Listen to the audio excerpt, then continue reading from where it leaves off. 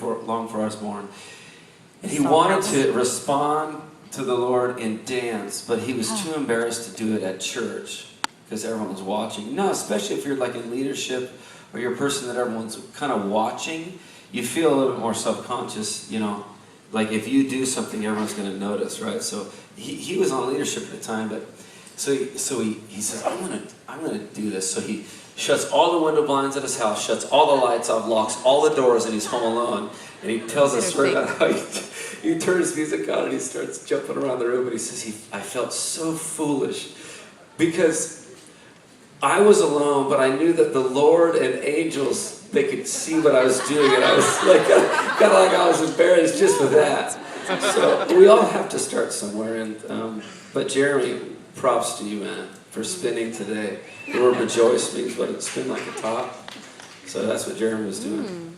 I can remember I grew up in a Christian home, and I went to Christian school, and I've just loved the Lord my whole life, but I can remember being in this Christian school when I was about 10 years old, and there was, chapel times, and we'd get together and we'd worship as a school, and I can be in that moment.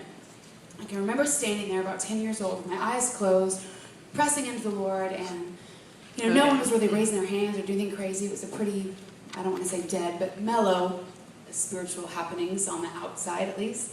And I can remember wrestling with myself. Have you ever been in worship and you're wrestling with yourself because your body actually wants to be more engaged than your mind or pride will let you? Yeah. Ooh, pride's ugly, it's sticky.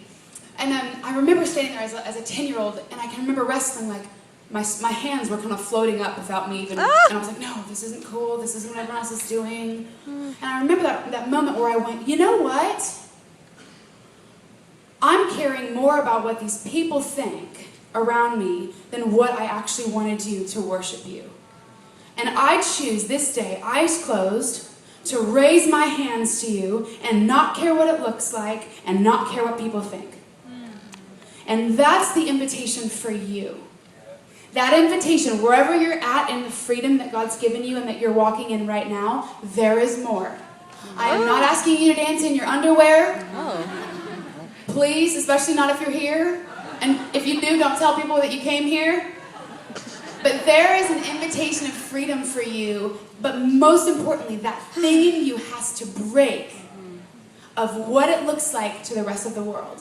What it looks like to your family. What it looks like to your spouse or your friend. That thing in you has to break. And I remember that day I went, I don't even care what this looks like. I will worship you with my whole body. Yes. I will worship you with my whole self, and I don't care what they think, God.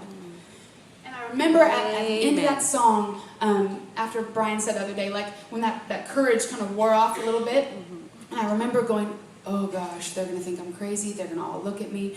And I remember kind of like opening my eyes a little bit and looking around, and it was like if wildfire had taken off. I was a front row girl, I still am, I like the front row. And I looked behind me, and there were 6 people's hands raised. And all that to say is the freedom that you and the courage that you get in your life, you release. And what the victories that you get in freedom and in all aspects of your life, without even speaking to people about them, just by being who you are, you leak. Good, bad, or ugly. If you're going through something negative, man, you leak. You don't have to say a word because your spirit's bigger than your body. Yes. Woo! You got to watch it. But encouragement-wise, I want to encourage you to step out in that and lose that care of what people will think and push yourself. Like Brian and Chris did in the back of the room dancing like ballerinas, Push yourself into that level of like, okay, flesh, take this. Because I'm going to dance unashamed and unabandoned to him because he's the only one that matters. So I admonish you with that. Step out, not just in the school, but make your life a place where you're constantly pushing yourself to step out and to be more free and to be more courageous. Amen. You better speak. Amen. Oh, goodness. Okay, so the Bible fell. Okay. Can we clap? I know. Could we? Oh. Well, Sorry. Well, we'll see about that. Hey, I want to introduce someone that's here today.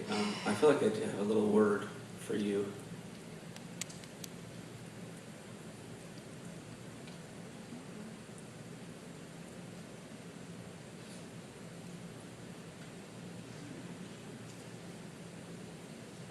Okay.